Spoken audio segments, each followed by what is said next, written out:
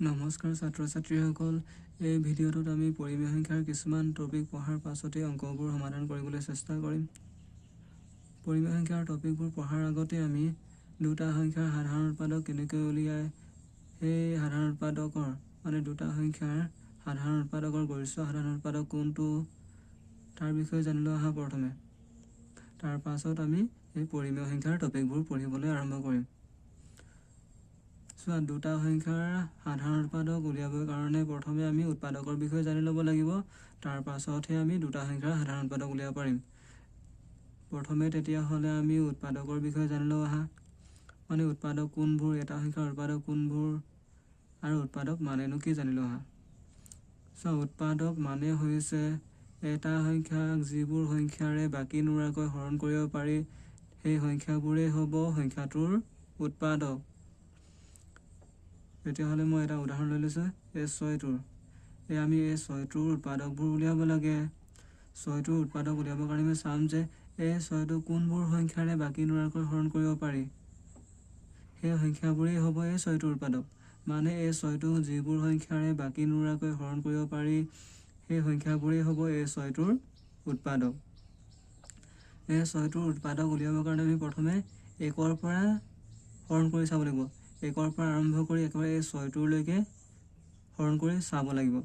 1টোৱে এই 6টোক সম্পূৰ্ণভাৱে হৰণ যায় নাই চাব লাগিব, 2টোৱে এই 6টোক সম্পূৰ্ণভাৱে হৰণ যায় নাই চাব লাগিব, 3টোৱে এই 6টোক সম্পূৰ্ণভাৱে হৰণ যায় নাই চাব লাগিব। তাৰপাছত গৈ গৈ গৈ একেবাৰে এই 6টোৱে এই 6টোক সম্পূৰ্ণভাৱে হৰণ যায় নাই চাব লাগিব। তাৰ ভিতৰত যিবোৰ সংখ্যাৰে এই 6টোক সম্পূৰ্ণভাৱে হৰণ যাব সেই সংখ্যাবোৰেই হ'ব এই 6টোৰ উৎপাদক। তেতিয়াহ'লে আমি প্ৰথমে এই 6টোৰ উৎপাদক উলিয়াবলৈ চেষ্টা কৰোঁ আহা। এই 6টোৰ উৎপাদক উলিয়াবৰ কাৰণে প্ৰথমে আমি 1ৰ পৰা আৰম্ভ কৰিম। তেতিয়াহ'লে 1টোৱে এই 6টোক সম্পূৰ্ণভাৱে হৰণ যায় নাই চাম। যায়, 1টোৱে এই 6টোক সম্পূৰ্ণভাৱে হৰণ যায়, 1ৰ লগত 6 পূৰণ কৰিলে 6 পাওঁ নাই পাওঁ। সেইকাৰণে 1টোৱে এই 6টোক সম্পূৰ্ণভাৱে হৰণ যায়। ঠিক তেনেকৈ চোৱা, এই 6টোৱে এই 6টোক সম্পূৰ্ণভাৱে হৰণ যায় কাৰণ 6ৰ লগত 1 পূৰণ কৰিলে 6 পাওঁ নাই পাওঁ। আৰু তোমালোকে মনত ৰাখি দিবা যে যিকোনো এটা সংখ্যাৰ আটাইতকৈ সৰু উৎপাদকটো হৈছে 1 আৰু আটাইতকৈ ডাঙৰ উৎপাদকটো হৈছে সি নিজেই। এই 6টোৰ আটাইতকৈ সৰু উৎপাদকটো হ'ব 1 আৰু এই 6টোৰ আটাইতকৈ ডাঙৰ উৎপাদকটো হ'ব নিজেই, এই 6টোৱে হ'ব। তেতিয়াহ'লে আমি গম পালোঁ যে এটা সংখ্যাত 1 আৰু নিজেই সদায় উৎপাদক হ'বই। মনত থাকিব। তেতিয়াহ'লে আমি কি কৰিলোঁ, এই 6টোৰ উৎপাদক উলিয়াবৰ কাৰণে প্ৰথমে 1ৰ পৰা আৰম্ভ কৰিলোঁ নাই। তেতিয়াহ'লে আমি 6টোক হৰণ কৰি চালোঁ। তেতিয়াহ'লে 1য়ে এই 6টোক সম্পূৰ্ণভাৱে হৰণ কৰিছে 1ৰ লগত 6 পূৰণ কৰিলে 6 পালোঁ। ঠিক তেনেকৈ এই 6টোক সম্পূৰ্ণভাৱে হৰণ কৰিছে, সেইকাৰণে আমি লাষ্টত 6টো লিখিবগৈ নালাগে আৰু যোনকেইটা সংখ্যাই হৰণ কৰা হ'ব নহয় সেই সংখ্যাকেইটা আমি লিখিবগৈ নালাগে আৰু। তেতিয়াহ'লে 1টোৱে কৰিলোঁ, এতিয়া 2য়ে কৰি চাম।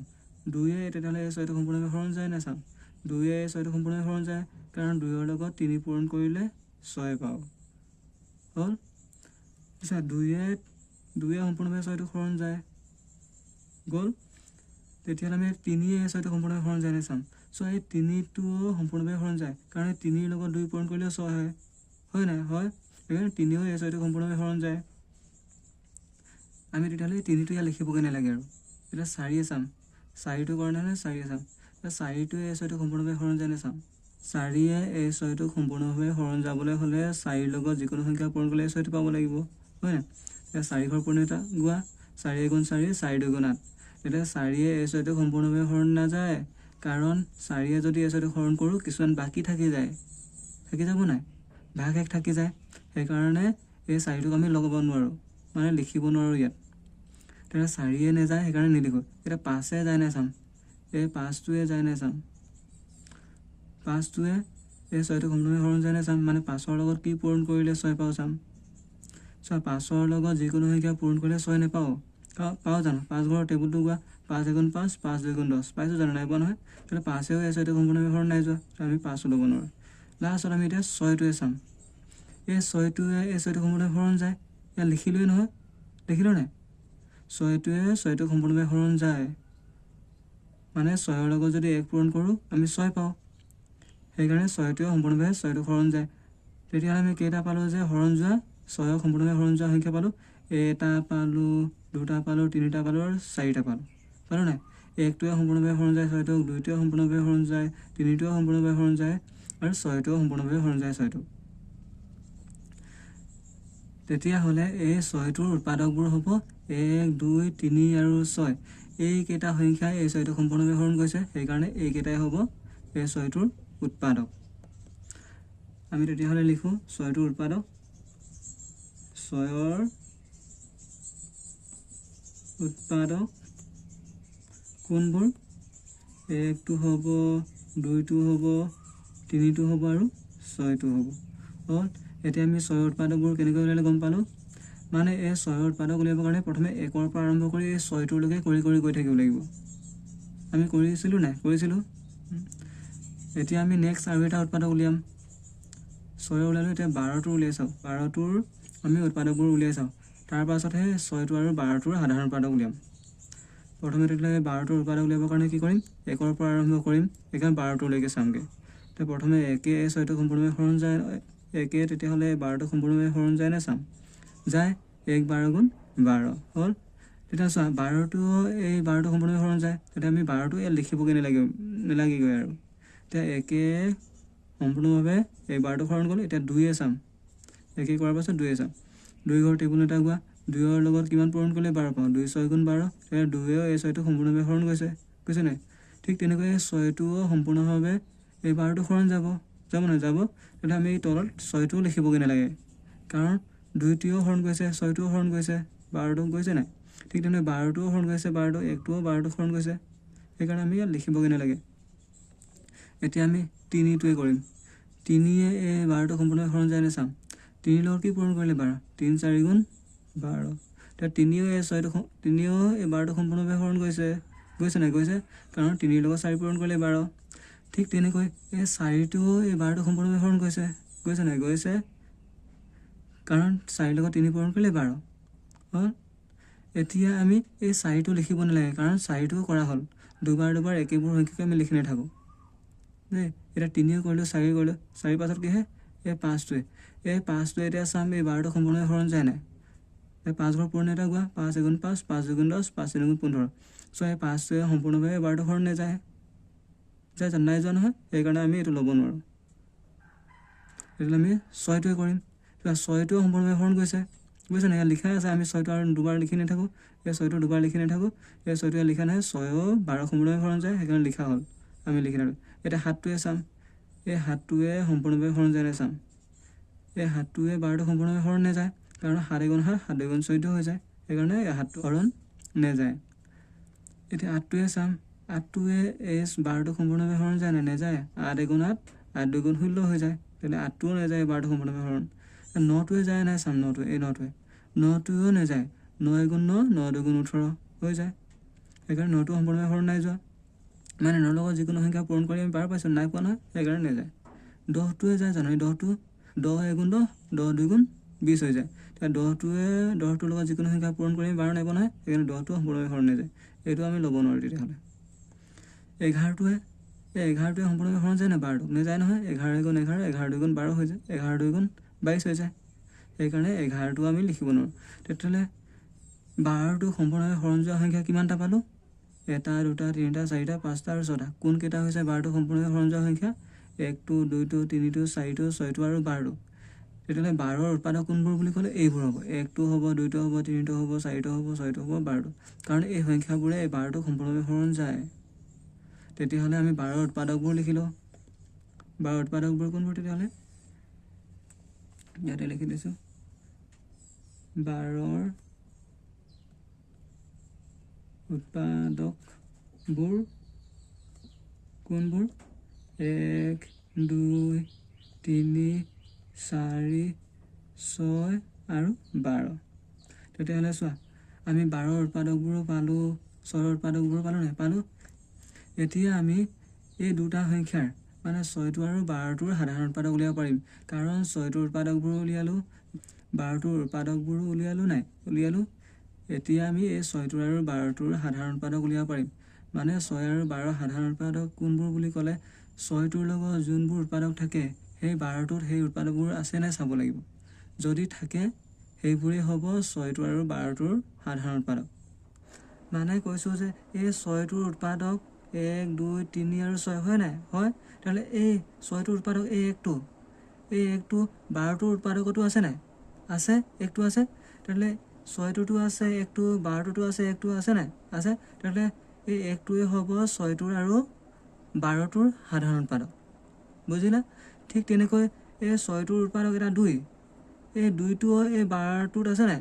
আছে, আছে নাই? আছে। এই 2টো আছে 12টোত আছে। মানে 6টোৰ উৎপাদক 2টো এই 12টোতো আছে। তেতিয়াহ'লে এই 2টোও হ'ব 6টোৰ আৰু 12টোৰ সাধাৰণ উৎপাদক। বুজি পালা? ঠিক তেনেকৈ চোৱা, এই 6টোৰ উৎপাদক এটা 3, এই 3টো 12টোত আছে নাই? চাম 12ৰ উৎপাদকবোৰত আছে নাই? আছে। চোৱা, এই 3টো 6ৰ উৎপাদক, 3টো এই 12ৰ উৎপাদকবোৰতো আছে, এই 3টো আছে নহয়। সেইকাৰণে এই 3টো হ'ব 6টোৰ আৰু 12টোৰ সাধাৰণ উৎপাদক। মানে এই 6টোৰ যোনবোৰ উৎপাদক 12টোতো থাকে, বা 12টোৰ যোনবোৰ উৎপাদক 6টোতো থাকে, সেই উৎপাদকবোৰেই হ'ব 6টোৰ আৰু 12টোৰ সাধাৰণ উৎপাদক। ঠিক তেনেকৈ 6টোৰ এটা উৎপাদক 6, এই 6টো 12ৰ উৎপাদকত আছে নাই? আছে। চোৱা, এইটো 6টো আছে। সেইকাৰণে এই 6টো হ'ব 6টোৰ আৰু 12টোৰ সাধাৰণ উৎপাদক। তেতিয়াহ'লে আমি লিখোঁ 6 আৰু 12ৰ সাধাৰণ উৎপাদকবোৰ কোনবোৰ পালোঁ? 1টো পালোঁ নাই? কাৰণ 1টো 6টোৰো এটা উৎপাদক, 12টোৰো এটা উৎপাদক। মানে 1টো 6টো আছে, 12টোতো আছে। আছে নাই? আছে। সেইকাৰণে 1টো 6টোৰ আৰু 12টোৰ সাধাৰণ উৎপাদক। বুজি পালা? ঠিক তেনেকৈ চোৱা, 6টোৰ এটা উৎপাদক 2, এই 2টো 12টোৰ এটা উৎপাদক আছে নাই? আছে। 2টো 12টোতো আছে। সেইকাৰণে তেতিয়াহ'লে এই 2টোও হ'ব এই 6 আৰু 12টোৰ সাধাৰণ উৎপাদক। ঠিক তেনেকৈ চোৱা, 6ৰ এটা উৎপাদক 3, এই 3টো 12ৰ উৎপাদকতো আছে নাই? আছে। চোৱা, আছে। সেইকাৰণে 6টোৰ 3টো আছে, 12টোৰো 3টো আছে। তেতিয়াহ'লে 3 3 মিলি আছে নাই? মিলি আছে। সেইকাৰণে হ'ব 6টোৰ আৰু 12টোৰ সাধাৰণ উৎপাদক 3ও হ'ব। ঠিক তেনেকৈ 6টোও হ'ব। 6টোতো 6 আছে, 12টোতো 6 আছে। সেইকাৰণে এই 6টো হ'ব 6 আৰু 12টোৰ সাধাৰণ উৎপাদক। হয়। তেতিয়াহ'লে আমি গম পালোঁ যে উৎপাদক কেনেকৈ উলিয়াই কোনটো সংখ্যাৰ, আৰু দুটা সংখ্যাৰ সাধাৰণ উৎপাদক কেনেকৈ উলিয়াই গম পালোঁ। এতিয়া আমি দুটা সংখ্যাৰ আটাইতকৈ ডাঙৰ সাধাৰণ উৎপাদক কোনটো চাম। মানে দুটা সংখ্যাৰ গৰিষ্ঠ সাধাৰণ উৎপাদক কেনেকৈ উলিয়াই চাম। চোৱা, দুটা সংখ্যাৰ আটাইতকৈ ডাঙৰ সাধাৰণ উৎপাদকটো উলিয়াবলৈ হ'লে প্ৰথমে আমি দুটা সংখ্যাৰ উৎপাদকবোৰ উলিয়াই ল'ব লাগিব। তাৰপাছত দুটা সংখ্যাৰ উৎপাদকবোৰ উলিয়াৰ পাছত সেই দুটাৰ সংখ্যাৰ সাধাৰণ উৎপাদকবোৰ উলিয়াই ল'ব লাগিব। উলিয়াৰ পাছত চাম যে সেই দুটা সংখ্যাৰ সাধাৰণ উৎপাদকৰ ভিতৰত কোনটো উৎপাদক আটাইতকৈ ডাঙৰ। চোৱা, 6 আৰু 12ৰ সাধাৰণ উৎপাদকবোৰৰ ভিতৰত আটাইতকৈ 6টো ডাঙৰ হয় নাই? এই উৎপাদকৰ ভিতৰত 6 আৰু 12ৰ সাধাৰণ উৎপাদকৰ ভিতৰত আটাইতকৈ ডাঙৰ সংখ্যাটো 6টো। এই 6টোৱে হ'ব 6টোৰ আৰু 12টোৰ আটাইতকৈ ডাঙৰ সাধাৰণ উৎপাদক। এই আটাইতকৈ ডাঙৰ সাধাৰণ উৎপাদকটোকে আমি কওঁ গৰিষ্ঠ সাধাৰণ উৎপাদক। মনত থাকিব। তেনেহ'লে 6 আৰু 12ৰ গৰিষ্ঠ সাধাৰণ উৎপাদক কোনটো বুলি ক'লে? 6টো হ'ব। কাৰণ 6টো 6 আৰু 12ৰ সাধাৰণ উৎপাদকৰ ভিতৰত আটাইতকৈ ডাঙৰ উৎপাদক। আমি তেতিয়াহ'লে লিখিম যে 6 আৰু 12ৰ গৰিষ্ঠ সাধাৰণ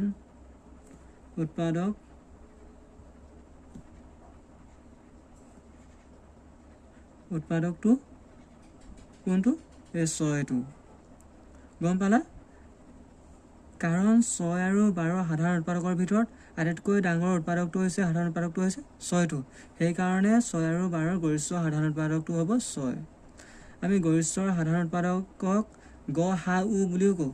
মানে গ সা উ এইটো বুলিও বুজাওঁ। মনত ৰাখিব।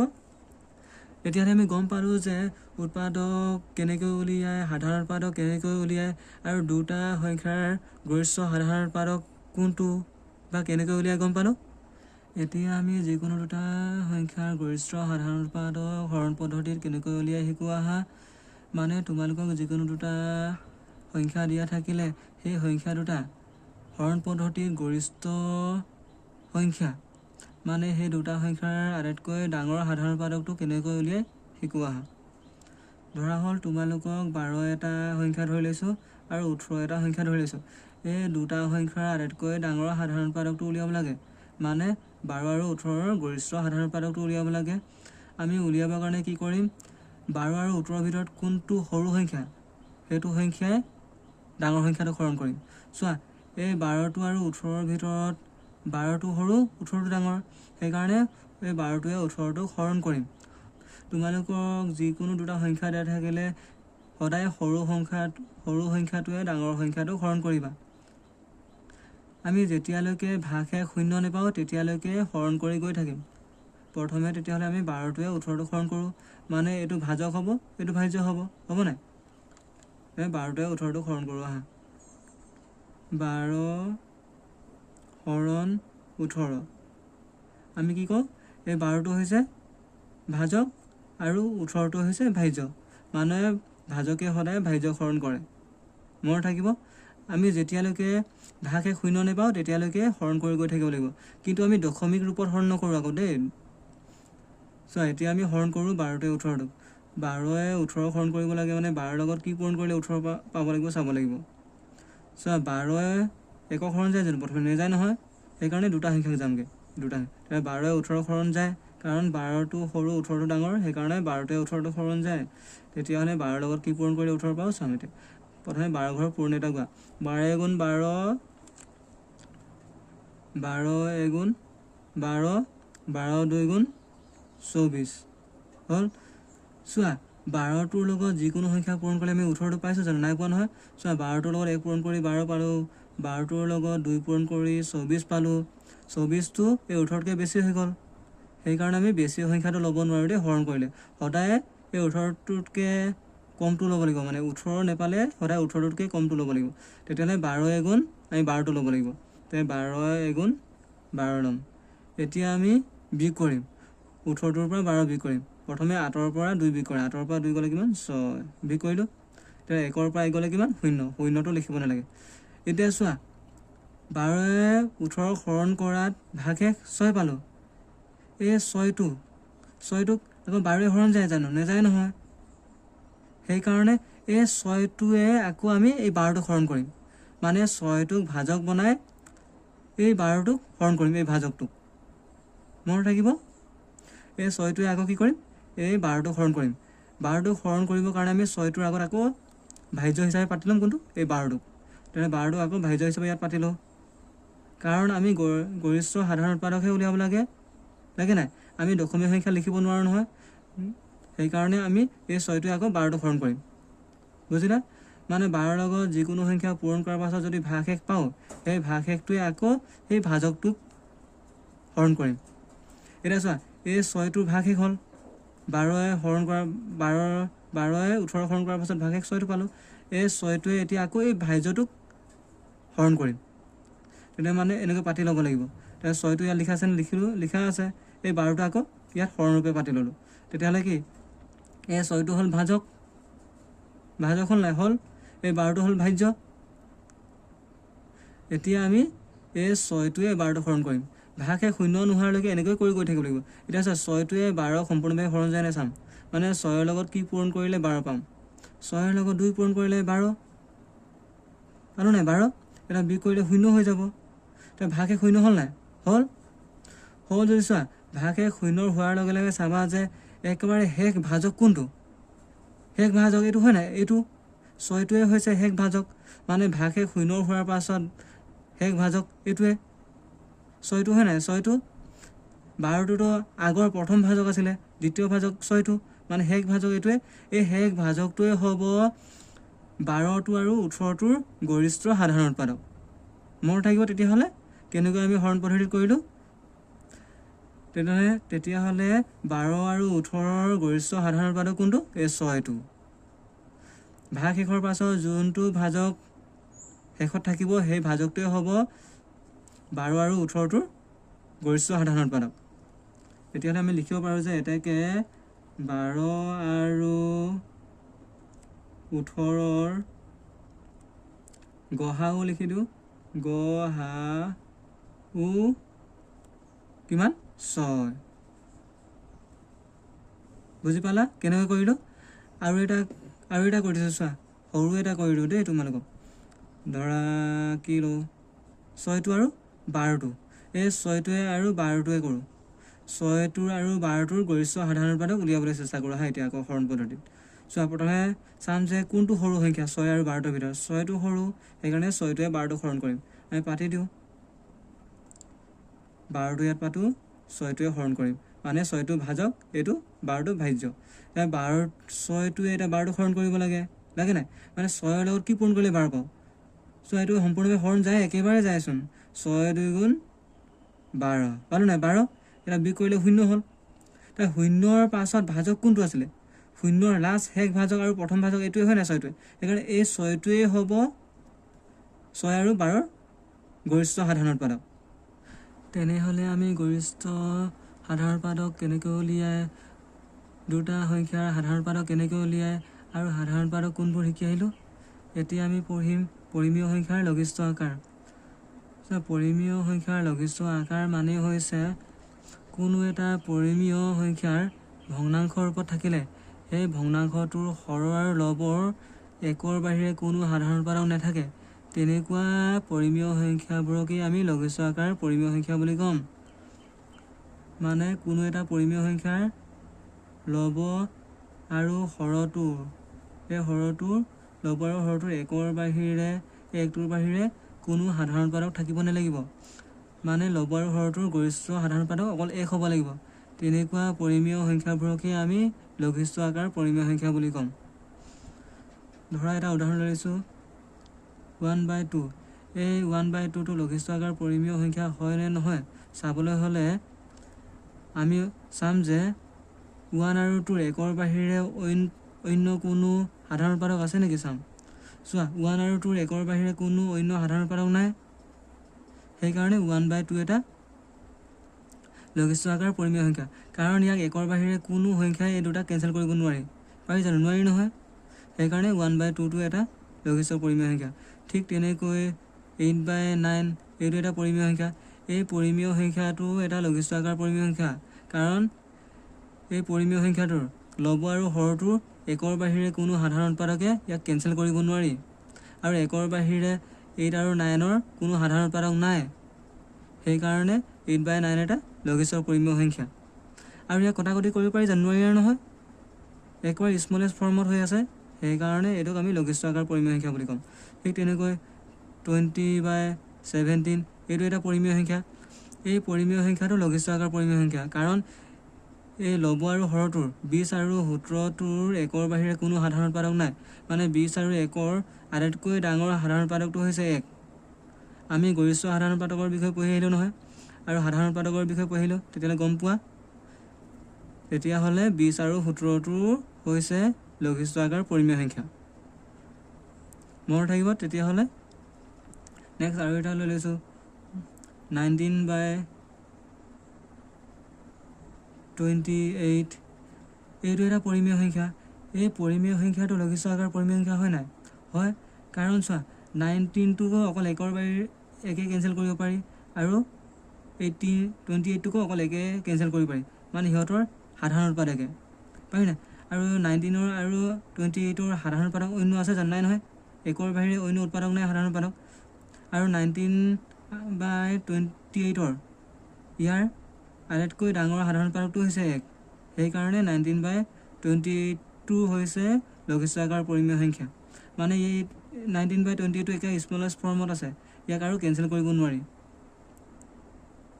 সেইকাৰণে এইটো এটা লঘিষ্ঠ আকাৰ পৰিমেয় সংখ্যা। যেনেকৈ আমি ভগ্নাংশত পঢ়ি আহিছিলোঁ নহয়, লঘিষ্ঠ আকাৰ ভগ্নাংশ, ঠিক তেনেকুৱা একেই, অকল ইয়াত পৰিমেয় সংখ্যা বুলি নাম দিছে। তেনেহ'লে আমি লঘিষ্ঠ আকাৰ পৰিমেয় সংখ্যা কোনবোৰ জানিলোঁ। তোমালোকক কিছুমান পৰিমেয় সংখ্যা লঘিষ্ঠ আকাৰ দিয়া নাথাকিব, সেই সংখ্যাবোৰ আমি লঘিষ্ঠ আকাৰ নিবলৈ দিব।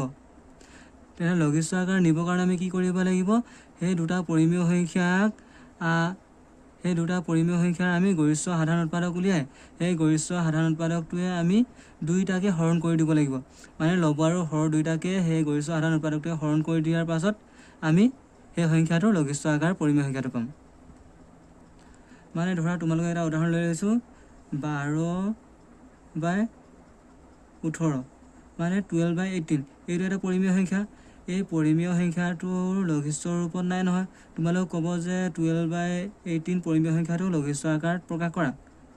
ক'লে আমি এই দুটাৰ 12/18ৰ গৰিষ্ঠ সাধাৰণ উৎপাদক উলিয়াই ল'ম। এই দুটা সংখ্যাৰ গৰিষ্ঠ সাধাৰণ উৎপাদক উলিয়াৰ পাছত সেই গৰিষ্ঠ সাধাৰণ উৎপাদকটোৱে আমি কি কৰিম, হৰণ কৰি দিম। তোমালোকে এইটো কেঞ্চেল কৰিব পাৰা, ইয়াতে কেঞ্চেল কৰি কেনে কৰিব পাৰা। চোৱা ডাঙৰ সংখ্যা হ'লে কেঞ্চেল কৰিব নোৱাৰিবা নহয়। সেইকাৰণে আমি প্ৰথমে গৰিষ্ঠ সাধাৰণ উৎপাদক উলিয়াই ল'ব লাগিব দুটা সংখ্যাৰ। 12 আৰু 18 গৰিষ্ঠ সাধাৰণ উৎপাদক উলিয়াবৰ কাৰণে কি কৰিম, আমি 12টোৱে 18টোক হৰণ কৰিম। সদায় সৰুটোৱে ডাঙৰটোক হৰণ কৰিম। হৰণ কৰাৰ পাছত যেতিয়া ভাগ শেষ 0 পাম, 0 পোৱাৰ পাছত একেবাৰে শেষ ভাজকটোৱে হ'ব এই দুটাৰ 18 আৰু 12টোৰ গৰিষ্ঠ সাধাৰণ উৎপাদক। তেতিয়াহ'লে আমি এইটো গৰিষ্ঠ সাধাৰণ উৎপাদক উলিয়াই লওঁ 12 আৰু 18টোৰ। চোৱা 12 আৰু 18টোৰ গৰিষ্ঠ সাধাৰণ উৎপাদক উলিয়াব কি কৰিম, 12টোৱে 18টোক হৰণ কৰিম। 12য়ে প্ৰথমে 18টোক হৰণ কৰিম। এতিয়া চোৱা 12য়ে 18ক হৰণ কৰিব কি কৰিম, 12 ঘৰ পূৰ্ণতা জানিব লাগিব। 12 × 12 12 × 2 = 24 আমি এইবাৰে ল'ব লাগিব, 12 × 12 ল'ব লাগিব। এতিয়া বিয়োগ কৰিলে কিমান হ'ব, 8ৰ পৰা 2 গ'লে 6, 1ৰ পৰা 1 গ'লে 0, 1ৰ পৰা 1 গ'লে 0 হয়। চোৱা ভাগ 6 থাকিলে, এই 6টো থাকিলে নহয়, এই 6টোৱে আকৌ এই 12টোক হৰণ কৰিম। 6টোৱে কি কৰিম, এই 12টোক হৰণ কৰিম। কাৰণ 12টোৱে আকৌ 6টোক হৰণ নাযায় নহয়, সেইকাৰণে আকৌ 6টোৱে এই 12টোক হৰণ কৰিম। 6টোৱে 12ক হৰণ কৰা মানে এইটো ভাজক হ'ব, এইটো ভাজ্য হ'বগৈ। তেতিয়াহ'লে আমি এইটো ভাজ্য ৰূপে লিখিম, 6 ইয়াত 12টো লিখি দিম, এই 12টো ইয়াত লিখি দিমগৈ। লিখাৰ পাছত আকৌ এই 6টোৱে এতিয়া 12টোক হৰণ কৰিম। 6টোৱে 12টোক হৰণ কৰা মানে 6ৰ লগত কি পূৰণ কৰিলে 12 পাম। চোৱা 6 × 2 = 12 পালোঁ। এতিয়া বিয়োগ কৰিলে কিমান হ'ব, 0 হ'ব। হ'ল নাই 0? ভাগ শেষ 0 হ'ল মানে আৰু কৰিবগৈ নালাগে। তেতিয়া লাষ্ট ভাজক কোনটো, তেতিয়া 0 পালোঁ নহয়, লাষ্ট ভাজক এইটো হয় নাই, এইটো লাষ্ট ভাজক, এইটো প্ৰথম ভাজক, এইটো দ্বিতীয় ভাজক হয় নাই। দ্বিতীয় ভাজক মানে আৰু 0 ওলাল নহয়, সেইকাৰণে এইটো লাষ্ট ভাজক। এই লাষ্ট ভাজকটোৱে হ'ব কি, গসাগু মানে 18 আৰু 12ৰ গৰিষ্ঠ সাধাৰণ উৎপাদক। তেতিয়াহ'লে এই 12টো আৰু 18টোক কি কৰিম, এই 6টোৱে হৰণ কৰি দিম। কাৰণ 6টোৱে হৈছে 12 আৰু 18ৰ আটাইতকৈ ডাঙৰ উৎপাদক। সেইকাৰণে এইটোৱে হৰণ কৰি দিলে আমি একেবাৰে এই 12 আৰু 18ৰ লঘিষ্ঠ ৰূপটো পাম। তেতিয়াহ'লে আমি 12 আৰু 18টোক আমি হৰণ কৰি দিওঁ কিহে, 6টোৱে হৰণ কৰি দিওঁ, 6য়ে হৰণ কৰি দিওঁ, এই লঘিষ্ঠ গৰিষ্ঠ সাধাৰণ উৎপাদকটোৱে হৰণ কৰি দিওঁ। চোৱা হৰণ কৰাৰ পাছত এতিয়া কি কৰিম, হৰণ কৰিম। 6য়ে 12ক হৰণ কৰা, 6ৰ লগত কি পূৰণ কৰিলে 12, 6 × 2 = 12 হ'ল। তলত এতিয়া চোৱা 6 × 3 = 18 পালোঁ নাই। এতিয়া চোৱা 2/3 পালোঁ। 6য়ে 12ক হৰণ কৰি 2 পালোঁ, 6য়ে আকৌ 18ক হৰণ কৰি 3 পালোঁ। এতিয়া এইটো ভগ্নাংশ পালোঁ, এটা ভগ্নাংশ পালোঁ না, পৰিমেয় সংখ্যা 2/3টো পালোঁ। আৰু 2/3টো আৰু কেঞ্চেল কৰিব পাৰি জানো, নোৱাৰি নহয়। ইয়াৰ 1ৰ বাহিৰে আৰু কোনো সংখ্যাই কেঞ্চেল কৰিব নোৱাৰে। সেইকাৰণে এইটো এটা লঘিষ্ঠ পৰিমেয় সংখ্যা। বুজি পালা? তেনে 12 আৰু 18ৰ লঘিষ্ঠ পৰিমেয় সংখ্যা কোনটো, এইটো 2/3। আমি এনেকৈ সংখ্যাবোৰ লঘিষ্ঠ আকাৰ নিব লাগিব যদি তোমালোকক কিছুমান সংখ্যা লঘিষ্ঠ আকাৰ নিবলৈ দিয়ে। আৰু এটা পৰিমেয় সংখ্যা লঘিষ্ঠ আকাৰ প্ৰকাশ কৰি চাওঁ আহা। তেতিয়াহ'লে ধৰা এটা পৰিমেয় সংখ্যা লওঁ, -24/-36 এইটো এটা পৰিমেয় সংখ্যা। এই পৰিমেয় সংখ্যাটোক আমি এতিয়া লঘিষ্ঠ আকাৰ প্ৰকাশ কৰি চাম। আমি এই পৰিমেয় সংখ্যাটোক ডাইৰেক্ট কটাকটি কৰি প্ৰথমে লঘিষ্ঠ আকাৰ প্ৰকাশ কৰি চাওঁ আহা। তাৰ পাছত আমি এই পৰিমেয় সংখ্যাটোৰ গৰিষ্ঠ সাধাৰণ উৎপাদক উলিয়াই সেই গৰিষ্ঠ সাধাৰণ উৎপাদকটোৱে দুইটাকে হৰণ কৰি কেনেও কৰি চাম। প্ৰথমে আমি এই পৰিমেয় সংখ্যাটোক মানে -24/-36 এই পৰিমেয় সংখ্যাটো আমি ডাইৰেক্ট কটাকটি কৰি লঘিষ্ঠ আকাৰ প্ৰকাশ কৰি চাওঁ আহা। এই পৰিমেয় সংখ্যাটোক আমি ডাইৰেক্ট কটাকটি কৰিব কি কৰিব লাগিব, এই দুটা সংখ্যাকে হৰণ কৰিব পৰা এটা সংখ্যা ভাবি ল'ব লাগিব মনতে।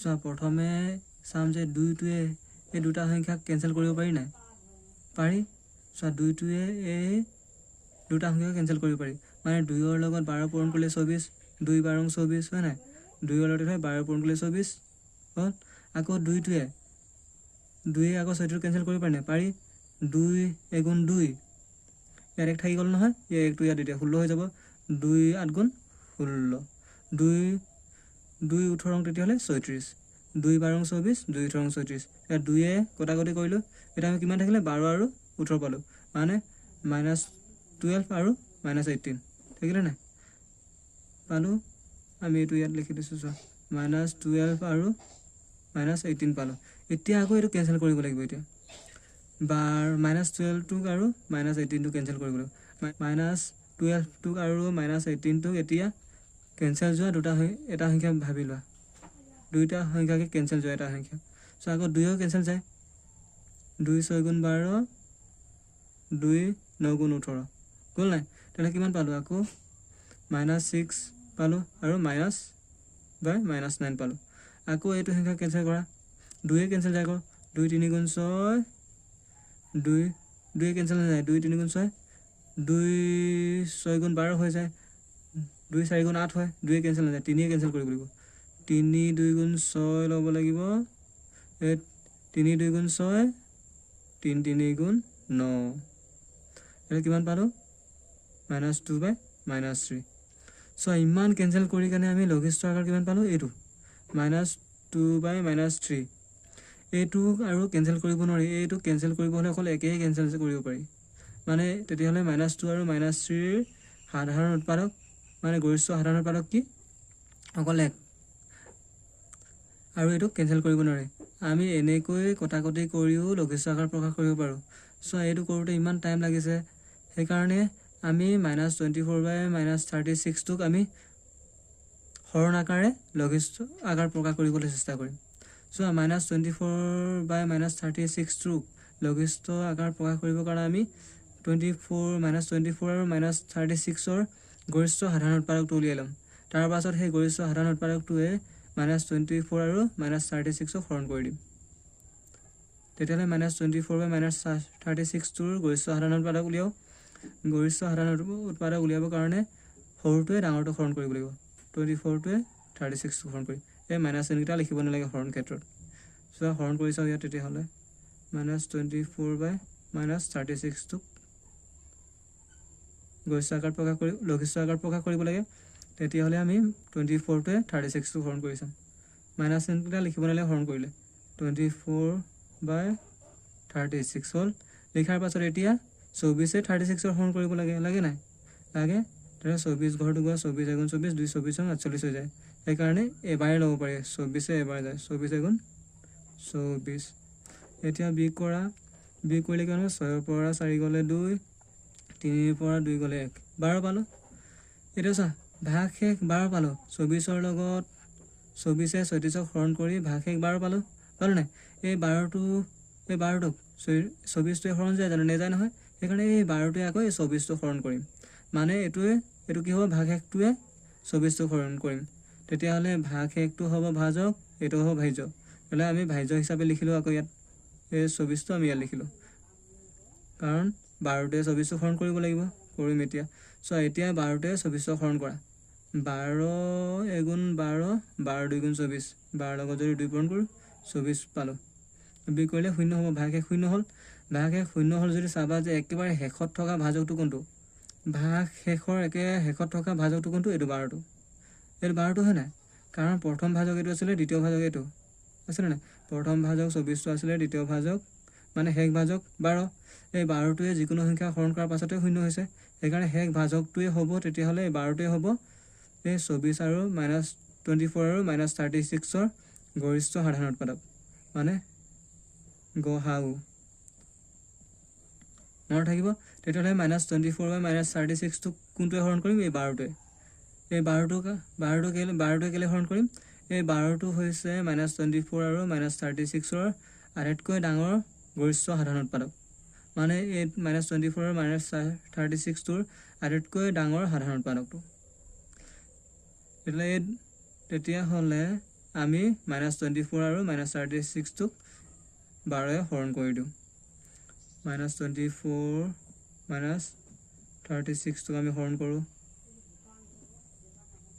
কি হে এই 12তে হৰণ কৰোঁ মানে 12টো মানে 20 -24 -36 টোৰ গৰিষ্ঠ সাধাৰণ উৎপাদক হয় 12টো সেইকাৰণে 12তে হৰণ কৰিম দুইটাকে হৰণ কৰিম লব আৰু হৰটোকো হৰণ কৰাৰ পাছত এতিয়া কি পাম চোৱা 12 24 হৰণ কৰা 12 লগত কিমান পূৰণ কৰিলে 24 পাওঁ 12 লগত 2 পূৰণ কৰিলে 24 2 বিগ চিনটো লিখিব লাগিব মানে প্লাজে মাইনাজে হয় আকৌ এইটো 12 36 হৰণ কৰা 12 36 হৰণ কৰিব কি কৰিব 12 কি পূৰণ কৰিলে 36 পাব লাগিব 12 × 12 2 × 24 3 × 34 3 -33 -3 পালোঁ চোৱা তেতিয়াহ'লে আমি হৰণ পদ্ধতিত সমূহল নাই কৰিবৰ কাৰণে অলপ এনে কেঞ্চেল হ'লে অলপ টাইম লাগিব তোমালোকে এই সৰু অংকটো ইমান টাইম লাগিছে মইতো সোনকালে কৰিব পাৰোঁ তোমাক দেখাবৰ কাৰণে এনেকৈ কৰিছোঁ কিন্তু তোমালোকৰ যদি ডাঙৰ ডাঙৰ সংখ্যা দিয়া থাকে তেতিয়াহ'লে কেঞ্চেল কৰিব বহুত অসুবিধা হ'ব নহয় সেইকাৰণে আমি প্ৰথমে দুটা সংখ্যাৰ গৰিষ্ঠ সাধাৰণ উৎপাদক উলিয়াই কাৰণে সেই গৰিষ্ঠ সাধাৰণ উৎপাদকটোৱে দুটা সংখ্যাক হৰণ কৰি দিম হৰণ কৰাৰ লগে লগে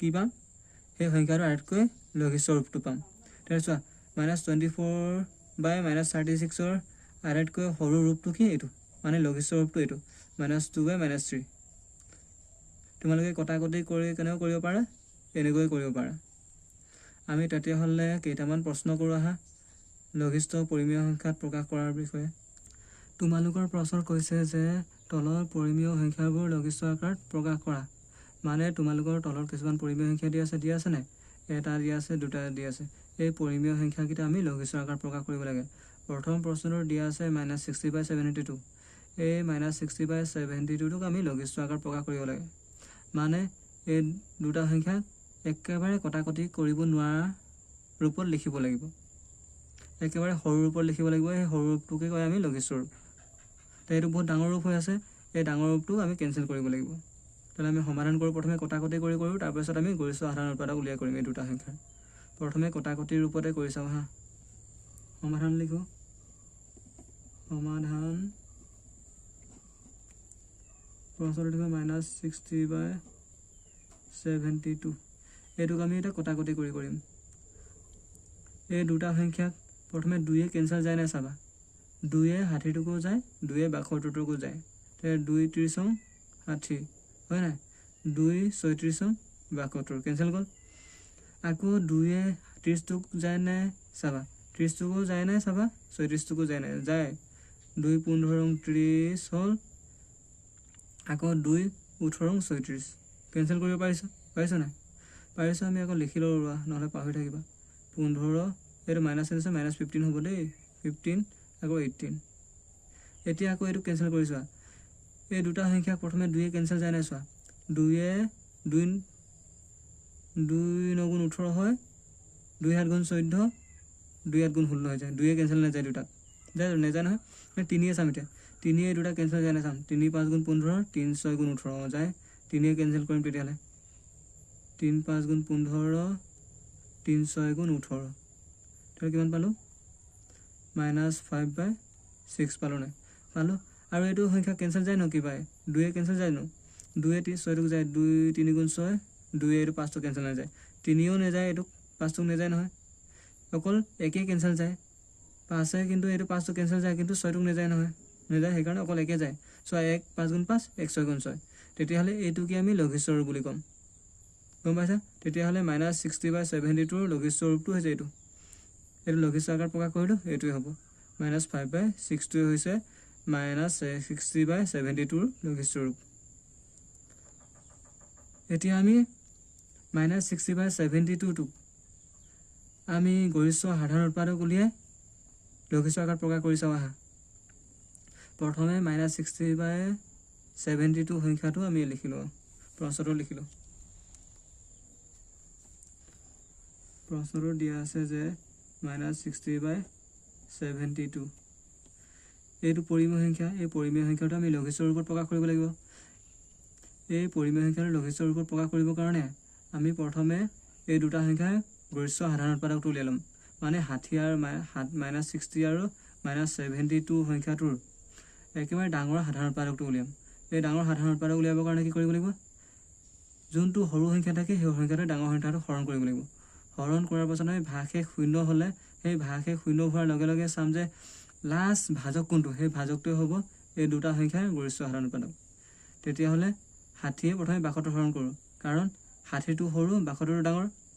তেতিয়াহ'লে ডাঙৰটোৱে সৰুটো হৰণ কৰিব নোৱাৰি দেই, সৰুটোৱে ডাঙৰটো হৰণ কৰিম। প্ৰথমে আমি হৰণ লোকৰ পাতিলোঁ, মাইনাছ চিনটো লিখিব নালাগে, 60/72। তেতিয়াহ'লে 60টো ভাজক হ'ল, এইটো ভাজ্য। এতিয়া আমি 60 এইটো হৰণ কৰিম, 60 এগুণ 60, 60 দুগুণ 120 হৈ যায়, ল'ব নোৱাৰোঁ, ডাঙৰ হৈ যাব, সেইকাৰণে এবাৰে ল'ব লাগিব, 60 এগুণ 60। এতিয়া বিয়োগ কৰোঁ, 2ৰ পৰা 0 গ'লে 2 হ'ব, 7ৰ পৰা 6 গ'লে 1, 12 পালোঁ ন, ভাগশেষ 12 পালোঁ। চ' 60য়ে 62 হৰণ কৰাৰ আমি ভাগশেষ 12 পালোঁ। এতিয়া আকৌ 60য়ে 12টো হৰণ নেযায় নহয়, সেইকাৰণে এই 12টোৱে আকৌ 60টো হৰণ কৰিবা, কাৰণ আমি 60 আৰু 62ৰ গৰিষ্ঠ সাধাৰণ উৎপাদক উলিয়াব লাগে, আমি দশমিক আকাৰত প্ৰকাশ কৰিব নোৱাৰোঁ নহয়, সেইকাৰণে এতিয়া 12য়ে 60ক হৰণ কৰিম, বা 60 হৰণ কৰিবৰ কাৰণে কি কৰিব লাগিব, এইটো ভাজক বনাম, এইটো ভাজ্য বনাম। তেতিয়াহ'লে 12টোৰ ইয়াত লিখিম ভাজ্য হিচাপে, এই 60টো ইয়াত লিখি দিয়া, আকৌ হৰণ পদ্ধতিত 60 লিখি দিয়া। এতিয়া 12টোৱে 60টো হৰণ কৰা, 12য়ে 60 হৰণ কৰা, 12ৰ লগত কি পূৰণ কৰিলে 60 পাওঁ, 12 এগুণ 12, 2 বাৰং 24, 3 বাৰং 34, 4 বাৰং 48, 5 বাৰং 60। তাৰ 12 লগত যদি 5 পূৰণ কৰি 60 পাওঁ, 5 বাৰং 60। এইটো বিয়োগ কৰিলে কিমান, 0 হৈ গ'ল, ভাগশেষ 0 হ'ল নহয়, ভাগশেষ 0 হোৱাৰ লগে লগে চাবা যে লাষ্ট ভাজক কোনটো, শেষ ভাজক 12টো। এই 12টোৱে শেষ ভাজক হয় নাই, হয়, কাৰণ এইটো প্ৰথম ভাজক, এইটো দ্বিতীয় ভাজক। এই শেষ ভাজকটোৱে হ'ব 60 আৰু 72টোৰ মানে -60/72 সংখ্যাটোৰ গৰিষ্ঠ সাধাৰণ উৎপাদক।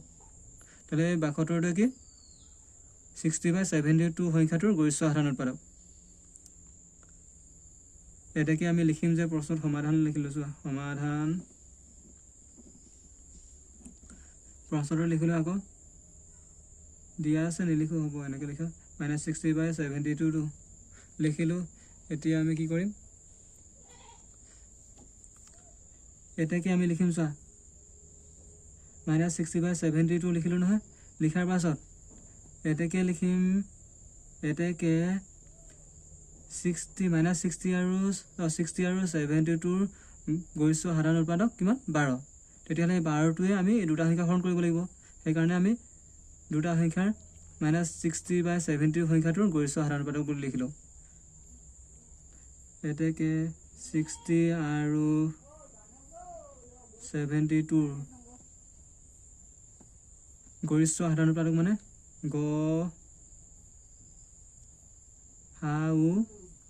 গহাও কিমান, 12 পালোঁ নাই, 12 পালোঁ। এই 12টোৱে তেতিয়াহ'লে এই দুটা হৰণ কৰি দিম, এটাকে -60/72 সমান, এতিয়া হৰণ কৰোঁ, -60 হৰণ 12, মানে কি কৈছিলোঁ, -60/72টোৰ গৰিষ্ঠ সাধাৰণ উৎপাদক উলিয়াই সেই উৎপাদকটোৱে আমি এই দুটা সংখ্যা হৰণ কৰিব লাগিব কৈছিলোঁ নাই, কৈছিলোঁ, সেইকাৰণে হৰণ কৰি দিছোঁ। -60টোক 12 হৰণ কৰি দিছোঁ, আকৌ 72টোকো 12 হৰণ কৰিম, কাৰণ দুটা সংখ্যাৰ গৰিষ্ঠ সাধাৰণ উৎপাদক 12, এই 12টোৱে এই দুটাটোক হৰণ কৰিম। এতিয়া 72 - 12, 72 / 12।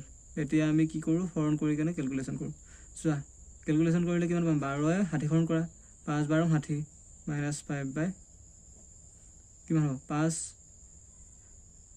বাৰং 2 বাৰং 24, 3 বাৰং 34, 4 বাৰং 48, 5 বাৰং 60, 6 বাৰং 72। 12ৰ লগত কিমান পূৰণ কৰিলে 72 পাওঁ, 6।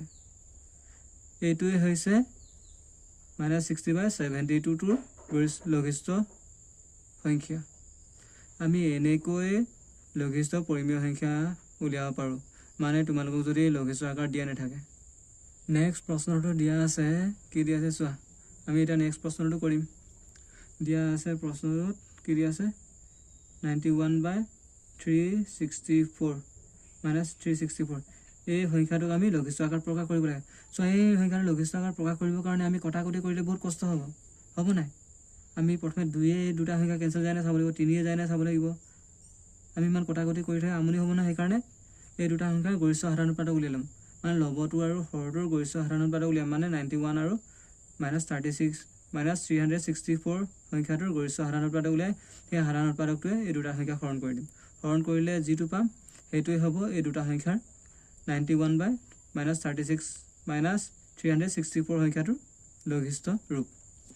তেতিয়াহ'লে আমি সদায় সৰুটোৱে ডাঙৰটো হৰণ কৰিম। আকৌ 91 বাই কি পাতিলোঁ 364 পাতিলোঁ, মাইনাছটো লিখিব নালাগে দেই। এতিয়া হৰণ কৰোঁ 91 360 হৰণ কৰা। প্ৰথমে 91 3 হৰণ যায় নে চাবা, 91 3 হৰণ নাযায় কাৰণ 91টো ডাঙৰ 3টো সৰু, সেইকাৰণে দুটা সংখ্যাক চাবা। 36 চাবা 91 36টো হৰণ নাযায় কাৰণ 36টো সৰু 91টো ডাঙৰ। এতিয়া ডাইৰেক্ট 36 এই 4টোক চাবা, তিনিটা সংখ্যাক চাবা 1 2 3টা আছে নহয়। 364টো এতিয়া তেতিয়াহ'লে 91 হৰণ যায় কাৰণ 91টো সৰু 364টো ডাঙৰ হৈ গ'ল। এতিয়া 91ৰ লগত ইমান পূৰণ কৰিলে 364 পাওঁ চাবা। প্ৰথমে 91 যা 91, 92 যা কিমান 91, 91 লগত 2 পূৰণ কৰা, 2 এগুণ 2, 2 নগুণ 18, 91ৰ লগত যদি 2 পূৰণ কৰোঁ 182 পাওঁ। আকৌ 91ৰ লগত 3 পূৰণ কৰিছোঁ, 91 × 3 কিমান হ'ব 9 3 3 1 যা 3, 3 9 যা 27,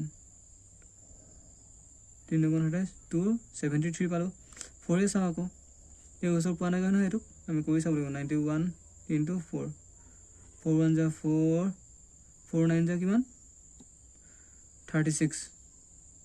চোৱা 364 পালোঁৱেচোন। 91ৰ লগত কি পূৰণ কৰি 364 পালোঁ, 91ৰ লগত 4 পূৰণ কৰি 364 পালোঁ। তেতিয়াহ'লে 91ৰ 364 কৰোঁ, 91ৰ লগত 4 পূৰণ কৰিলোঁ, 91 4 91 যা 364।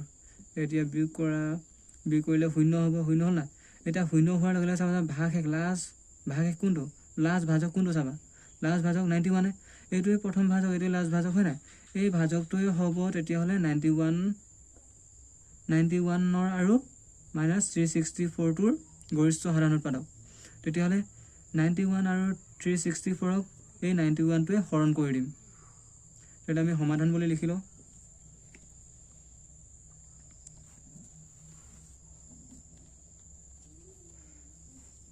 সমাধান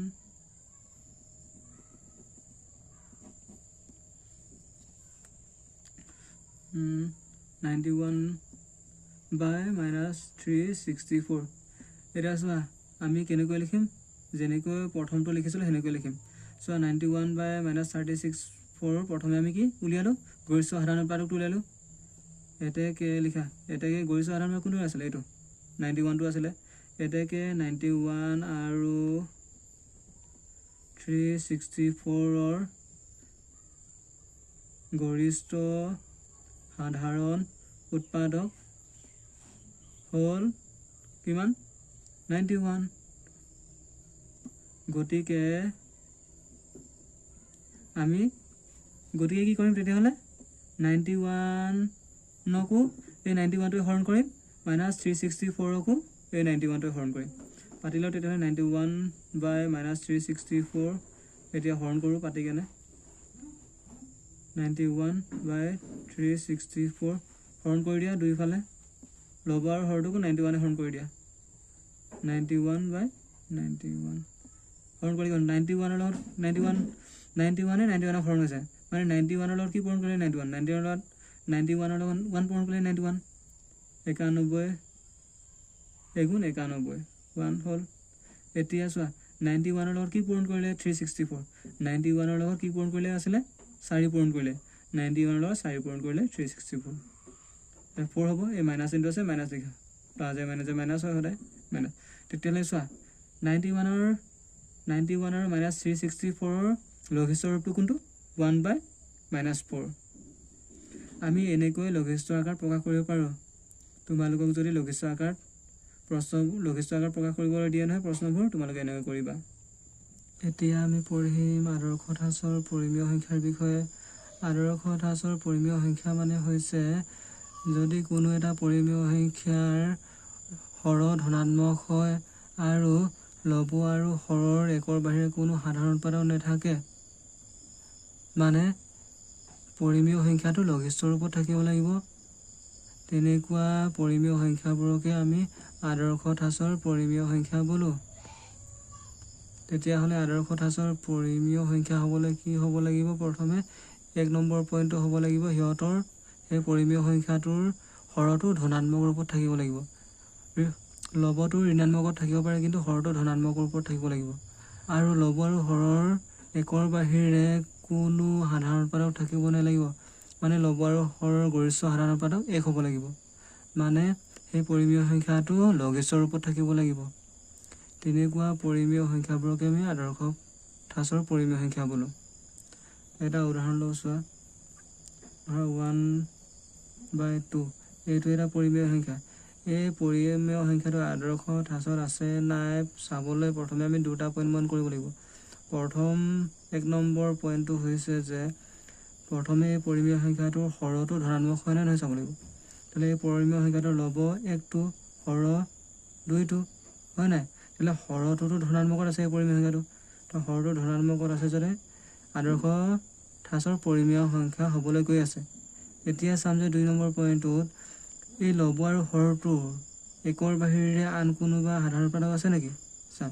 চোৱা 1/2 এই পৰিমেয় সংখ্যাটোৰ একৰ বাহিৰে কোনো সাধাৰণ উৎপাদক নাই।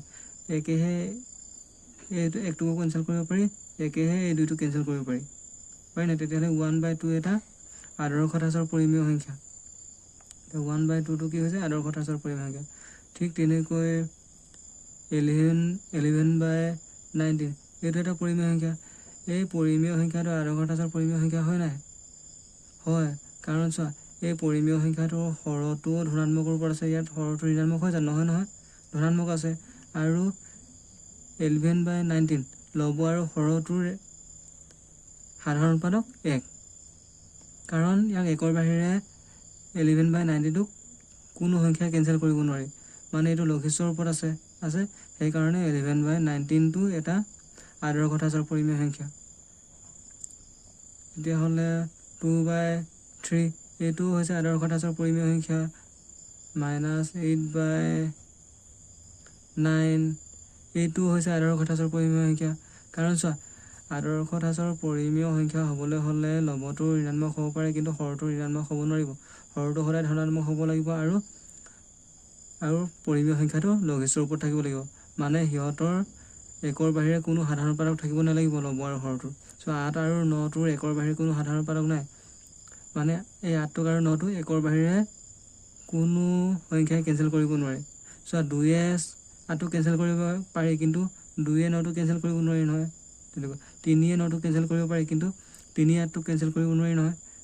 তেতিয়াহ'লে অকল একেহে 8টো আৰু 9টো কেঞ্চেল কৰিব পাৰি।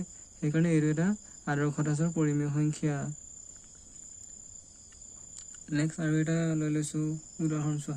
এতিয়া লৈ এটা 12/-19 এইটো এটা পৰিমেয় সংখ্যা। এই পৰিমেয় সংখ্যাটো তেতিয়াহ'লে আদৰ্শ ঠাঁচৰ পৰিমেয় সংখ্যা হয়নে নহয়? চ' এই পৰিমেয় সংখ্যাটো আদৰ্শ ঠাঁচৰ পৰিমেয় সংখ্যা নহয়, কাৰণ এই পৰিমেয় সংখ্যাটোৰ হৰটো ঋণাত্মক হ'ল। চোৱা 12/-19 এই পৰিমেয় সংখ্যাটোৰ হৰ কোনটো? -19টো আৰু লব কোনটো? 12টো। তেতিয়াহ'লে চোৱা এটা আদৰ্শ ঠাঁচৰ পৰিমেয় সংখ্যা হ'বলৈ হ'লে সিহঁতৰ হৰটো কেতিয়াও ঋণাত্মক হ'ব নালাগিব কৈছোঁ নহয়, ধনাত্মকত থাকিব লাগিব। আৰু সিহঁতৰ লব আৰু হৰৰ একৰ বাহিৰে কোনো সাধাৰণ উৎপাদক থাকিব নালাগিব। মানে সেই পৰিমেয় সংখ্যাটো লঘিষ্ঠৰ ওপৰত থাকিব লাগিব। চ' এই পৰিমেয় সংখ্যাটো লঘিষ্ঠৰ ওপৰত আছে কিন্তু এই পৰিমেয় সংখ্যাটো হৰটো ঋণাত্মক হ'ল নহয়, সেইকাৰণে এইটো এটা আদৰ্শ ঠাঁচৰ পৰিমেয় সংখ্যা নহয়। তেনে এনেকুৱা পৰিমেয় সংখ্যাবোৰ আদৰ্শ ঠাঁচত নথকা পৰিমেয় সংখ্যাবোৰ আমি আদৰ্শ ঠাঁচত পৰিমেয় সংখ্যা বনাবৰ কাৰণে কি কৰিব লাগিব? এই পৰিমেয় সংখ্যাটোৰ লগত লব আৰু হৰটোক -1ৰে পূৰণ কৰি দিব লাগিব। পূৰণ কৰাৰ পাছত এই হৰটো মাইনাছ চিনটো আঁতৰি যাব নাই? আঁতৰি যাব। তেতিয়া এইটো এটা আদৰ্শ ঠাঁচৰ পৰিমেয় সংখ্যা হৈ যাব। নেক্সট আৰু এটা উদাহৰণ চাওঁ। 16/-31 এইটো এটা পৰিমেয় সংখ্যা। এই পৰিমেয় সংখ্যাটো আদৰ্শ ঠাঁচৰ পৰিমেয় সংখ্যা হয় নাই? এই পৰিমেয় সংখ্যাটো আদৰ্শ ঠাঁচৰ পৰিমেয় সংখ্যা নহয়, কাৰণ প্ৰথম ষ্টেপত আমি চাম যে এই পৰিমেয় সংখ্যাটোৰ হৰটো ধনাত্মকত আছে নাই। চ' এই পৰিমেয় সংখ্যাটোৰ হৰটো ধনাত্মকত নাই, ঋণাত্মকত আছে। সেইকাৰণে এইটো এটা আদৰ্শ ঠাঁচৰ পৰিমেয় সংখ্যা নহয়। 2 নম্বৰ পইণ্টটো চাম যে এই পৰিমেয় সংখ্যাটো লঘিষ্ঠৰ ওপৰত আছে নাই। চ' এই পৰিমেয় সংখ্যাটো লঘিষ্ঠৰ ওপৰত আছে কিন্তু হৰটো ঋণাত্মক হৈ আছে। সেইকাৰণে এই হৰটো ঋণাত্মকৰ পৰা ধনাত্মক কৰিবৰ কাৰণে কি কৰিম? এই দুইটা সংখ্যাকে -1ৰে পূৰণ কৰি দিম। পূৰণ কৰাৰ পাছত আমি এই সংখ্যাটো আদৰ্শ ঠাঁচত পাম। এতিয়া আৰু এটা চাওঁ চোৱা 6/12 এইটো এটা পৰিমেয় সংখ্যা। এই পৰিমেয় সংখ্যাটো আদৰ্শ ঠাঁচত আছে নাই তেতিয়াহ'লে চোৱা এই পৰিমেয় সংখ্যাটো প্ৰথম পইণ্টটো চাব হ'লে প্ৰথম পইণ্টটো চোৱা এই পৰিমেয় সংখ্যাটোৰ হৰটো ধনাত্মকত আছে। এতিয়া ধনাত্মকত আছে যদি 1 নম্বৰ পইণ্টটোৰ মতে এইটো পৰিমেয় সংখ্যা আদৰ্শ ঠাঁচত আছে, কিন্তু 2 নম্বৰ পইণ্টটোত আছে যে এই পৰিমেয় সংখ্যাটো লঘিষ্ঠ ৰূপত আছে নে চাব লাগিব। চোৱা এই পৰিমেয় সংখ্যাটো লঘিষ্ঠ ৰূপত নাই। 6 আৰু 12টো লঘিষ্ঠ ৰূপত আছে যেন নাই নহয়, কাৰণ 6ৰো উৎপাদক বহুত আছে, 12ৰো উৎপাদক বহুত আছে। আছে নাই? আছে। 6 আৰু 12ৰ সাধাৰণ উৎপাদক বহুত আছে মানে 2টা 3টা হ'ব, সেইকাৰণে এইটো এটা লঘিষ্ঠ ৰূপত নাই। লঘিষ্ঠ ৰূপত হ'বৰ কাৰণে কি কৰিব লাগিব 6 আৰু 12টোৰ সাধাৰণ উৎপাদক অকল 1 হ'ব লাগিব। তেতিয়াহ'লে এই পৰিমেয় সংখ্যাটোতো লঘিষ্ঠ ৰূপত নাই, মানে এই পৰিমেয় সংখ্যাটো আদৰ্শ ঠাঁচতো নাই। সেইকাৰণে এই পৰিমেয় সংখ্যাটো আদৰ্শ ঠাঁচত বনাবৰ কাৰণে আমি এই পৰিমেয় সংখ্যাটোৰ গৰিষ্ঠ সাধাৰণ উৎপাদক উলিয়াই ল'ব লাগিব। মানে 6 আৰু 12টোৰ গৰিষ্ঠ সাধাৰণ উৎপাদক উলিয়াই এই গৰিষ্ঠ সাধাৰণ উৎপাদকটোৱে 6 আৰু 12টোক হৰণ কৰি দিব লাগিব। হৰণ কৰাৰ পাছত আমি এইটো এটা লঘিষ্ঠ ৰূপ পাম নহয়, তেতিয়া হ'ব এই পৰিমেয় সংখ্যাটোৰ আদৰ্শ ঠাঁচ ৰূপ। বুজি পালোঁ। তেতিয়াহ'লে আদৰ্শ ঠাঁচৰ পৰিমেয় সংখ্যা কোনবোৰ আৰু আদৰ্শ ঠাঁচৰ পৰিমেয় সংখ্যা নাথাকিলে আমি কেনেকৈ সমাধান কৰিব পাৰোঁ। নেক্সট আমি পঢ়িম এতিয়া আদৰ্শ ঠাঁচৰ কিছুমান প্ৰশ্ন উত্তৰ। এতিয়া আমি কিছুমান আদৰ্শ পৰিমেয় সংখ্যাৰ প্ৰশ্ন উত্তৰ সমাধান কৰিবলৈ চেষ্টা কৰোঁ। আহা, তোমালোকৰ প্ৰশ্নটো দিয়া আছে যে তলৰ পৰিমেয় সংখ্যাবোৰ আদৰ্শ ঠাঁচত আছে নে নাই পৰীক্ষা কৰা। যদি নাই তেন্তে আদৰ্শ ঠাঁচলৈ ৰূপান্তৰ কৰা। তোমালোকৰ এটা প্ৰশ্ন দিয়া আছে, তলৰটো চোৱা। তলৰ প্ৰশ্নটো দিয়া আছে -19/-35 এইটো এটা পৰিমেয় সংখ্যা। এই পৰিমেয় সংখ্যাটো আদৰ্শ ঠাঁচত আছে নাই পৰীক্ষা কৰিব লাগিব। পৰীক্ষা কৰাৰ পাছত যদি এই পৰিমেয় সংখ্যাটো আদৰ্শ ঠাঁচত নাথাকে আমি আদৰ্শ ঠাঁচলৈ ৰূপান্তৰ কৰিব লাগিব। এই পৰিমেয় সংখ্যাটো তেতিয়াহ'লে আদৰ্শ ঠাঁচত ৰূপান্তৰ কৰিব প্ৰথমে কি কৰিম, আমি এই পৰিমেয় সংখ্যাটোৰ হৰটো ধনাত্মকত আছে নাই চাম। চোৱা এই পৰিমেয় সংখ্যাটোৰ -19/-35 এই পৰিমেয় সংখ্যাটোৰ হৰটো ধনাত্মকত নাই, ঋণাত্মকত আছে, সেইকাৰণে এইটো এটা আদৰ্শ ঠাঁচৰ পৰিমেয় সংখ্যা নহয়। আৰু 2 নম্বৰ চৰ্তটোত চাম যে এই পৰিমেয় সংখ্যাটো লঘিষ্ঠ ৰূপত আছে নাই। চোৱা এই পৰিমেয় সংখ্যাটো লঘিষ্ঠ ৰূপত আছে, কাৰণ ইয়াক 1ৰ বাহিৰে কোনো সাধাৰণ উৎপাদকে কেঞ্চেল কৰিব নোৱাৰি। এই পৰিমেয় সংখ্যাটো লঘিষ্ঠ ৰূপত আছে তেতিয়াহ'লে, কিন্তু এই পৰিমেয় সংখ্যাটোৰ হৰটো ধনাত্মকত নাই নহয়, আছে জানো নাই, সেইকাৰণে আমি এইটো আদৰ্শ ঠাঁচ পৰিমেয় সংখ্যালৈ ৰূপান্তৰ কৰিব লাগিব। তেতিয়াহ'লে এই প্ৰশ্নটো সমাধান কৰোঁ। 1 নম্বৰ প্ৰশ্নটো লিখিছে -19/-35 সমাধান লিখোঁ। সমাধান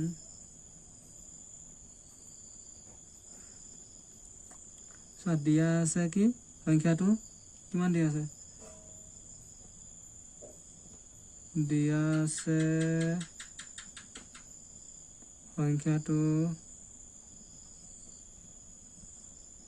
মই ইয়াতে লিখি দিছোঁ দেই। দিয়া আছে সংখ্যাটো কিমান -19/-35 কি দিয়া আছে সংখ্যাটো -19/-35 দিয়া আছে নাই, দিয়া আছে। তেতিয়াহ'লে এই পৰিমেয় সংখ্যাটো আমি কি কৰিব লাগে আদৰ্শ ঠাঁচলৈ ৰূপান্তৰ কৰিব লাগে, কাৰণ এই পৰিমেয় সংখ্যাটো আদৰ্শ ঠাঁচত নাই নহয়, কাৰণ এই পৰিমেয় সংখ্যাটোৰ হৰটো ঋণাত্মকত আছে। এতিয়া আমি লিখিম যে -19/-35 সংখ্যাটোৰ হৰ কি হয় ঋণাত্মক।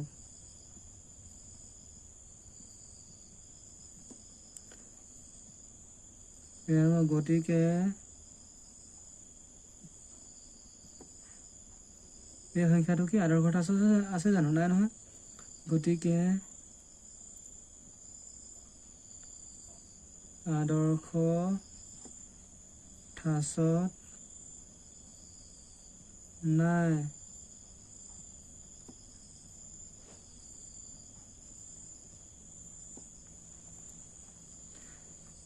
গতিকে এই সংখ্যাটো আদৰ্শ ঠাঁচত নাই। এতিয়া আমি এই সংখ্যাটো আদৰ্শ ঠাঁচত ৰূপান্তৰ কৰিবৰ কাৰণে কি কৰিম, আমি এই পৰিমেয় সংখ্যাটোক মাইনাছ একেৰে পূৰণ কৰি দিম লব আৰু হৰটো এটাকে আকৌ লিখা এটাকে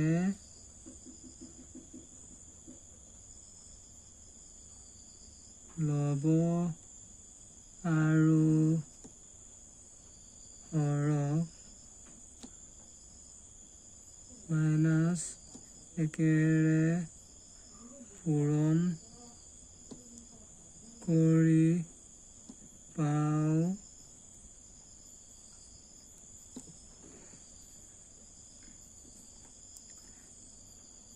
কিবা পূৰণ কৰি তেতিয়াহ'লে আমি হৰণ কৰি দিওঁ মাইনাছ 19/-35 এইটো লিখাৰ পাছত আকৌ এইটো লিখিব লাগিব মাইনাছ 19 ইনটু কি পূৰণ কৰিব মাইনাছ একেৰে পূৰণ কৰিব লাগিব গোটেইকেইটা লব আৰু হৰটোক মানে এই পৰিমেয় সংখ্যাটো লব আৰু হৰটোক এইটো ল'ব এইটো হৰক এই লব আৰু হৰটোক মাইনাছ একেৰে পূৰণ কৰি দিম -1 ডিভাইডেড বাই -35 ইনটু -1 এতিয়া আমি কেলকুলেশ্যন কৰোঁ 19 1 যা 19 মানে 19 এগুণ 19 হয় নাই 19 এইটো মাইনাছে প্লাছ হৈ গ'ল লিখিব নালাগে আৰু প্লাছ হয় আকৌ চোৱা 35 1 যা 35 মানে 35 এগুণ 35 মাইনাছে প্লাছ হৈ গ'ল হ'ল নাই হ'ল তেতিয়াহ'লে চোৱা এই পৰিমেয় সংখ্যাটোৰ হৰটো ঋণাত্মকত আছে এতিয়া এই পৰিমেয় সংখ্যাটো হৰটো ধনাত্মকত হ'ল নাই আৰু এই পৰিমেয় সংখ্যাটোতো লঘিষ্ঠ ৰূপতেই আছে তেতিয়া আমি কি লিখিব পাৰোঁ এতেকে আদৰ্শ ঠাচৰ পৰিমেয় সংখ্যাটো হৈছে কি -19/35 লিখিব পৰা নাই লিখিম এতিয়া এতেকে গতিকে লিখিম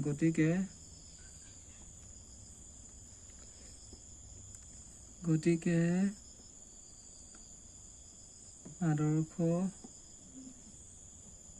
ঠাচৰ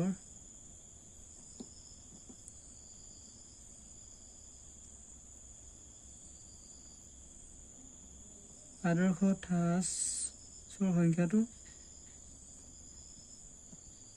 হ'ব কিমান 19/35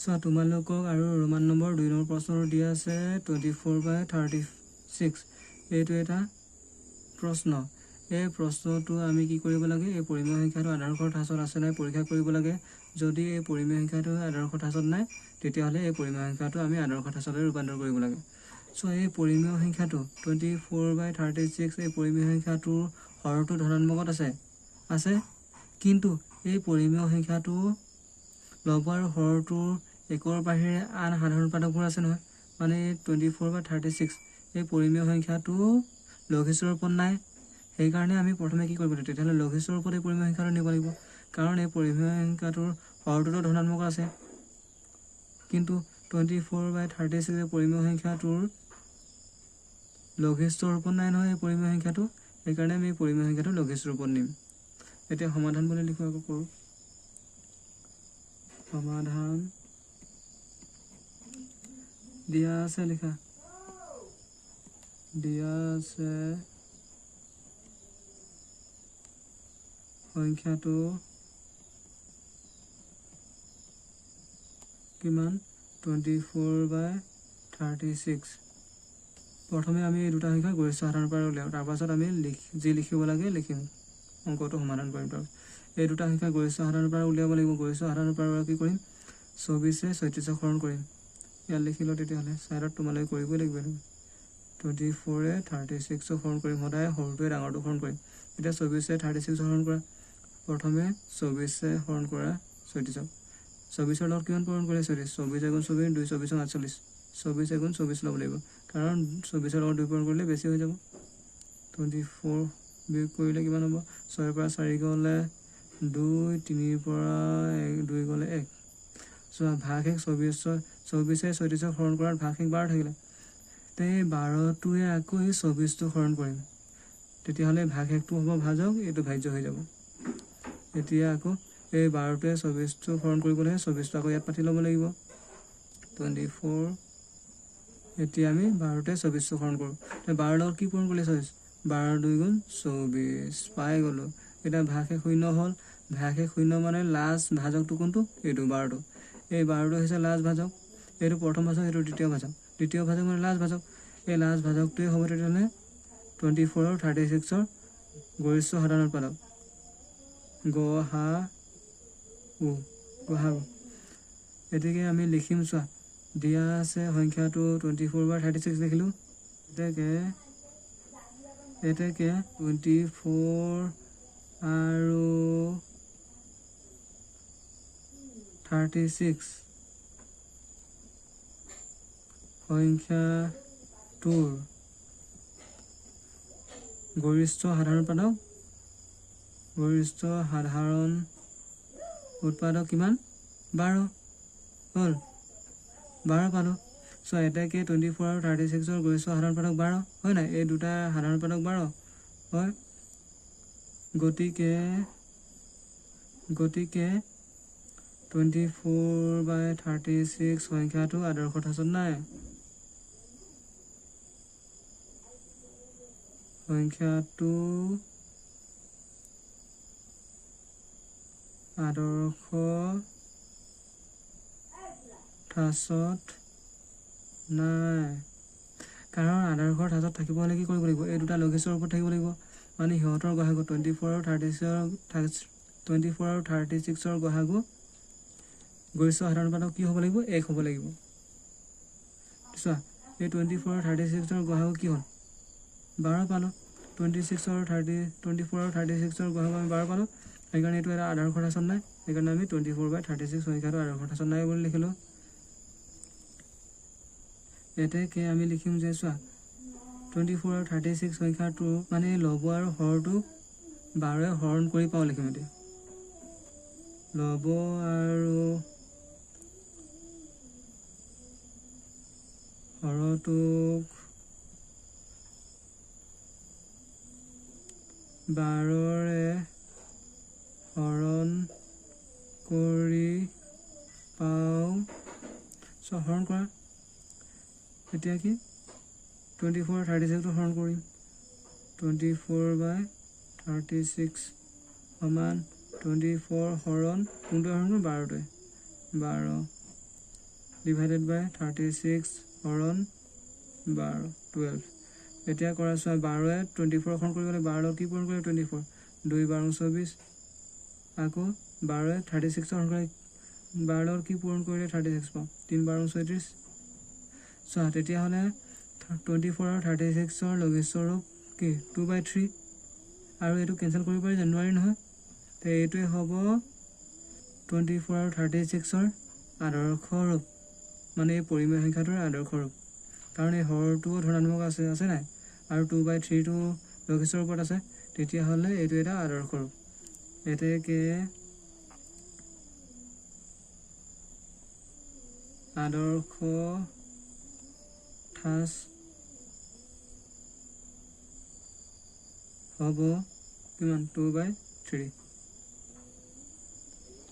এতিয়া আমি নেক্সট টপিকটো পঢ়িম, পৰিমেয় সংখ্যাৰ পৰম মান। পৰিমেয় সংখ্যাৰ পৰম মান মানে হৈছে কোনো এটা পৰিমেয় সংখ্যাৰ প্লাছ বা মাইনাছ চিনটোক বাদ দি অকল সাংখ্যিক মানটোকেই আমি সেই সংখ্যাটোৰ পৰম মান বুলি ক'ম।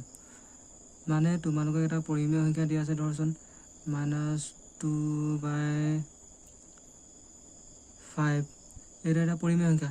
এই পৰিমেয় সংখ্যাটোৰ পৰম মান উলিয়াব দিলে আমি কি কৰিম? এই পৰিমেয় সংখ্যাটো থকা এই মাইনাছ চিনটো আৰু প্লাছ চিনটোৰ বাদ দি অকল যিটো সংখ্যা থাকি যাব সেই সংখ্যাটোৱে হ'ব এই পৰিমেয় সংখ্যাটোৰ পৰম মান। মনত থাকিব তেতিয়া এই পৰিমেয় সংখ্যাটোৰ পৰম মান কিমান হ'ব? তেতিয়াহ'লে অকল 2/5 হ'ব। এই পৰিমেয় সংখ্যাটোৰ পৰম মান কিমান হ'ব? অকল 2/5। মানে এই চিনকেইটাক বাদ দি দিব দিছে নহয়, মাইনাছ চিন বা প্লাছ চিন থকা এই সংখ্যাকেইটা আমি চিনকেইটা বাদ দিব লাগিব। বাদ দি দিছোঁ, বাদ দিয়াৰ পাছত যিটো সংখ্যা পাইছোঁ অকল এই সংখ্যাটোৱে হ'ব এই পৰিমেয় সংখ্যাটোৰ পৰম মান। আমি পৰম মানক এই ধৰ চিনেৰে বুজাওঁ। তেতিয়াহ'লে চোৱা, ধৰ তোমালোকক দিয়া আছে -25, এইটো এটা পৰিমেয় সংখ্যা। এই পৰিমেয় সংখ্যাটোৰ পৰম মান উলিয়াব লাগে। এই পৰিমেয় সংখ্যাটোৰ পৰম মান কিমান হ'ব? তেতিয়াহ'লে মাইনাছ চিনটোক বাদ দি যিটো সংখ্যা পাম সেইটোৱে হ'ব এই পৰিমেয় সংখ্যাটোৰ পৰম মান। তেতিয়াহ'লে অকল 25 হ'ব। এই পৰিমেয় সংখ্যাটোৰ পৰম মান কিমান? 25। ঠিক তেনেকৈ 0.25, এইটো এটা পৰিমেয় সংখ্যা। এই পৰিমেয় সংখ্যাটোৰ পৰমাণ কোনটো হ'ব তেতিয়াহ'লে অকল 0.25 হ'ব হ'ল। ঠিক তেনেকৈ আমি আৰু এটা পৰিমেয় সংখ্যা ল'লেও সেই পৰিমেয় সংখ্যাটোৰ পৰমাণ উলিয়াব চেষ্টা কৰা -203/501 এইটো এটা পৰিমেয় সংখ্যা। এই পৰিমেয় সংখ্যাটোৰ পৰমাণ উলিয়াব লাগে। এই পৰিমেয় সংখ্যাটোৰ পৰমাণ উলিয়াব কি কৰিম, আমি এই পৰিমেয় সংখ্যাটো থকা চিনটোক বাদ দি যিটো সংখ্যা পাম, অকল যিটো সাংখ্যিক মান পাম সেইটোৱে হ'ব তেতিয়াহ'লে এই পৰিমেয় সংখ্যাটোৰ পৰমাণ। তেতিয়াহ'লে এই পৰিমেয় সংখ্যাটোৰ পৰমাণ কোনটো হ'ব 203/501 হ'ব নাই? হ'ব। নেক্সট আৰু এটা কৰোঁ -16/12 এইটো এটা পৰিমেয় সংখ্যা। এই পৰিমেয় সংখ্যাটোৰ পৰমাণ উলিয়াব বুলি ক'লে কি কৰিম, এই পৰিমেয় সংখ্যাত থকা মাইনাছ চিনটো বাদ দি যিটো সংখ্যা থাকিব সেইটোৱে হ'ব এই পৰিমেয় সংখ্যাটোৰ পৰমাণ। তেতিয়াহ'লে আমি অকল 16/12টোৱে হ'ব এই পৰিমেয় সংখ্যাটোৰ পৰমাণ।